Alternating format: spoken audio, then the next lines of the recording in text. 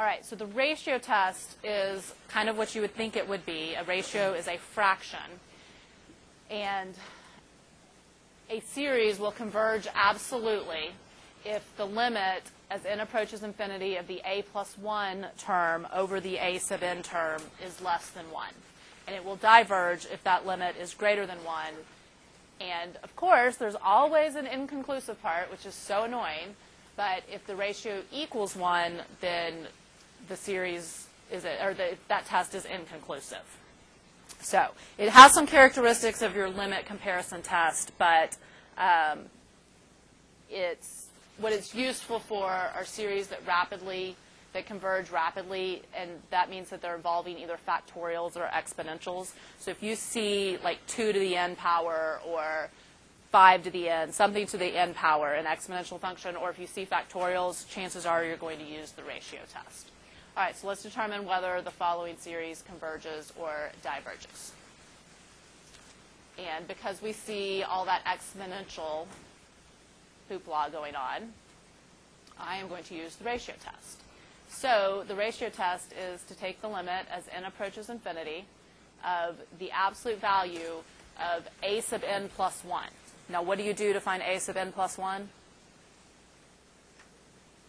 Put in an n plus 1 everywhere you see an n. So we are going to have negative 1 to the n plus 1 power times n plus 1, the quantity squared, times 2 to the n plus what power? 2. Okay, I'm glad. Yes, let's just kill it. Okay, I was just waiting for someone to say that. Because of the absolute value of this, well, negative 1 to any power is either going to be a positive 1 or a negative 1. So the absolute value of negative 1 to a power is 1. So yeah, let's just kill it. That's what the absolute value does, is kill that negative 1 to the n. And so now I need to divide by a sub n, because that's what the formula says. Now, instead of dividing by a sub n, what do you want to do? Multiply by the reciprocal. No, it would just be 3 to the n over n squared times 2 to the n plus 1.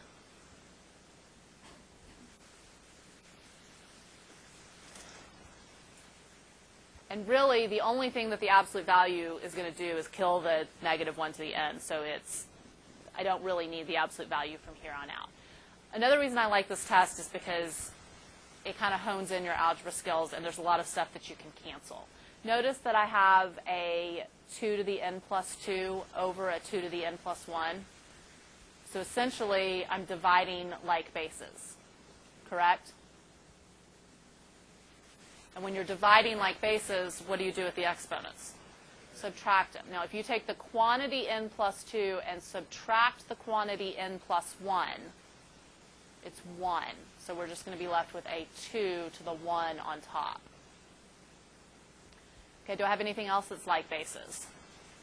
An n, or 3 to the n. So 3 to the n over 3 to the n plus 1, if I subtract those exponents, I get 3 to the negative 1, or a 3 to the 1 on the bottom. Let's keep it as a fraction since we're doing the ratio test here, and also because we're taking the limit as n approaches infinity. All right, and then what else do I still have left? I have an n plus 1 squared on top, and an n squared on the bottom. Now, what's the degree of the top? N squared, or 2. What's the degree of the bottom? 2. So what's the limit as n approaches infinity? 2/3. And because 2/3 is less than 1, I converge by the ratio test.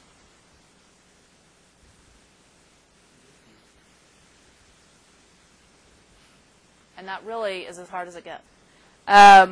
Into the n power, that's definitely an exponential. And then the n factorial, that's, to me, this is just screaming ratio test, because exponentials and factorials say, do the ratio test on me right now. Okay, she laughed. All right, so ratio of, and so it's the absolute value of a sub n plus 1 over a sub n. Do I really need the absolute values? No, because I don't have a negative 1 to the n, and if my n's are positive whole numbers, then all of these things are going to be positive. So n plus 1 would be n plus 1 to the n plus 1 power over n plus 1 factorial. And then divided by a sub n would be times the reciprocal of a sub n.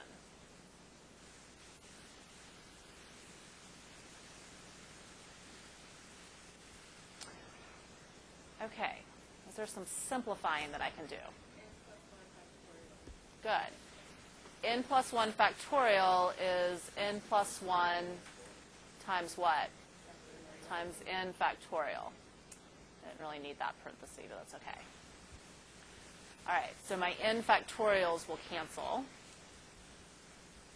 And now I just have the limit as n approaches infinity of n plus 1 to the n plus 1 power over n plus 1 times n to the n, which still looks kind of scary to me. And the n plus 1 and the n plus 1 and the n. Yeah. The n plus 1 to the n plus 1 power over n plus 1 to the 1 power. Cancels out with the n plus 1. So when I Because that's right, if basically I've got like base, the n plus 1s are like bases, so I can subtract the exponents. This different colors make this helpful. So when I subtract n plus 1 minus 1, I just get n. So I have the limit, whoops, as n approaches infinity of n plus 1 to the n over n to the n. Okay, so limit as n approaches infinity is infinity over infinity, which can be thought of as L'Hopital.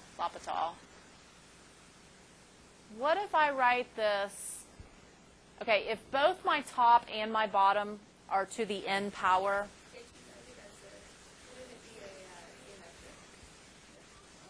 well, I could write it as n plus 1 all over n to the n,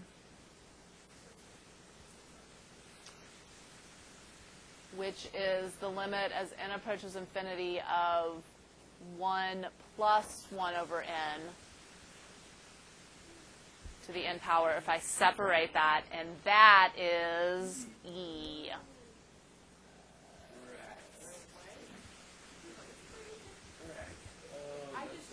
Kudos.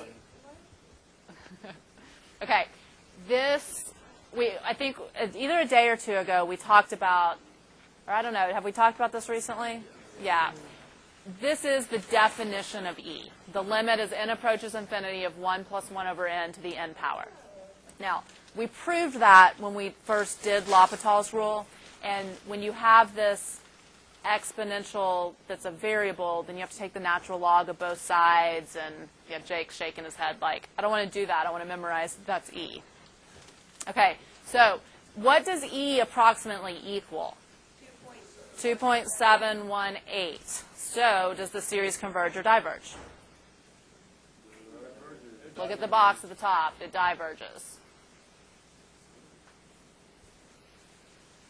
Because E is ratio test. E is greater than 1.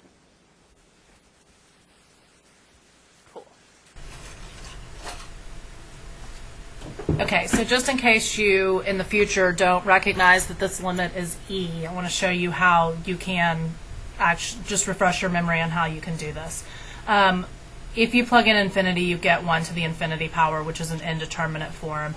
And when we get an indeterminate form that's not infinity over infinity or 0 over 0, and variable exponents are involved, then what we usually do is take the natural log of both sides. But in order to take the natural log of both sides, we have to set this limit equal to, say, y. So then when I take the natural log of both sides, the natural log of the limit of 1 plus 1 over 1 1 over n to the n is the same thing as the limit of the natural log of 1 plus 1 over n to the n. And the reason that we take the natural log is so that we can pull that exponent of an n down in front. So n times the natural log of 1 plus 1 over n. And what we're really trying to do is to get this into either the 0 over 0 or infinity over infinity indeterminate form. And I don't have a fraction here, but remember that multiplying by n is the same thing as dividing by 1 over n. So this is the same thing as the limit as n approaches infinity of the natural log of 1 plus 1 over n divided by 1 over n, because dividing by 1 over n is the same thing as flipping and multiplying by n. All right, so now as n approaches infinity, 1 over n will approach 0, and the natural log of 1 is 0, and the 1 over n in the denominator will also approach 0. So I have 0 over 0. Now I can use L'Hopital's rule. So the derivative of the top, the derivative of natural log of 1 plus 1 over n, is 1 over the argument times the derivative of the argument. And the derivative of 1 plus 1 over n is negative n to the negative 2. So that's the derivative of the top, and then the derivative of the bottom is the derivative of 1 over n, which is negative n to the negative 2. And conveniently, those negative n to the negative 2's cancel, and now when I take the limit as n approaches infinity, it's just of 1 over 1 plus 1 over n. And as n approaches infinity, 1 over n will approach 0, so I just have 1 over 1, which is 1. Now, don't forget that this entire expression still equals the natural log of y. So if 1 equals the natural log of y, then y equals e. So like I said earlier, you can either choose to memorize that limit is e or know how to compute that limit.